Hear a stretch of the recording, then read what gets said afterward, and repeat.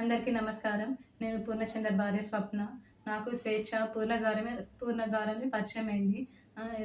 Relation ఉందని నాకు అసలు తెలీదు. ఈ రిలేషన్ గురించి కూడా నాకు తెలిసింది స్వేచ్ఛ ద్వారానే. తను నాకు ఫోటో పెట్టడం ద్వారా తెలిసింది.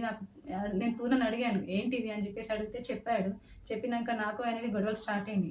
అక్కడ నాకు ఇంకా తెలిసింది ఏంటంటే అక్కడ కూడా తనతో గొడవలు ఉంటున్నాయి అని చెప్పేసి అంటే, ఇంకా నేను ఆయనను ఎందుకు ప్రెషరైజ్ చేయాలి అని చెప్పేసి నేను ఆయనను వదిలేశాను. ఇంకా నేను ఎందుకు ఇప్పుడు మీడియా ముందుకు వచ్చానంటే, అరణ్య మా ఆయన మీద చేసిన ఆరోపణలు చూసి నేను తట్టుకోలేక నేను ముందుకొచ్చాను. నేను మీడియా ముందుకు ఎందుకు వచ్చానంటే, ఇప్పుడు స్వేచ్ఛ కూతురు అరణ్య మా ఆయన మీద నిందలేస్తుంది. ఆ నిందలు నేను చూసి తట్టుకోలేక నేను వచ్చాను బయటికి. నా పిల్లలతో పాటే నా అరణ్యను కూడా చూసుకున్నాడు. తనకి స్కూల్లో జాయిన్ చేశాడు, ఫీజులు కట్టాడు. నా పిల్లలకి బట్టలు తీసుకున్నప్పుడు ఆయన కూడా తీసుకునేవాడంట.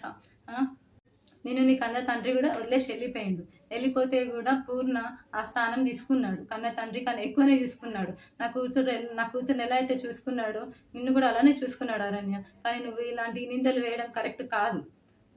ఇంకా స్వేచ్ఛ కూడా చాలా నన్ను టార్చర్ పెట్టింది. ఈ విషయం తెలిసినాక కూడా నేను డిప్రెషన్లోకి వెళ్ళిపోతే నన్ను పూర్ణ కాశీకి తీసుకెళ్ళాడు. కానీ మైండ్ రిఫ్రెష్మెంట్ కోసం తీసుకెళ్తే అక్కడ కూడా ఫోన్ చేసి సతాయించింది. ఎందుకు తీసుకెళ్తున్నావు, ఆమె ఎవరని చెప్పేసి నువ్వు తీసుకెళ్తున్నావని సతాయించింది. ఆయన ఫోన్ లిఫ్ట్ చేయకపోతే నా ఫోన్కి చేసి సతాయించింది. అసలు ఎక్కడికి తీసుకెళ్ళినా, ఫంక్షన్కి వెళ్ళినా, ఎక్కడున్నా కూడా నువ్వెందుకు ఆమెతో ఉంటున్నావు, నా దగ్గరకు వచ్చేసాయి అని చెప్పేసి చాలా బ్లాక్మెయిల్ చేసింది. ఎప్పుడు చూడండి స్లీపింగ్ పిల్స్ మింగడము. నాకు ఆడపిల్ల ఉంది.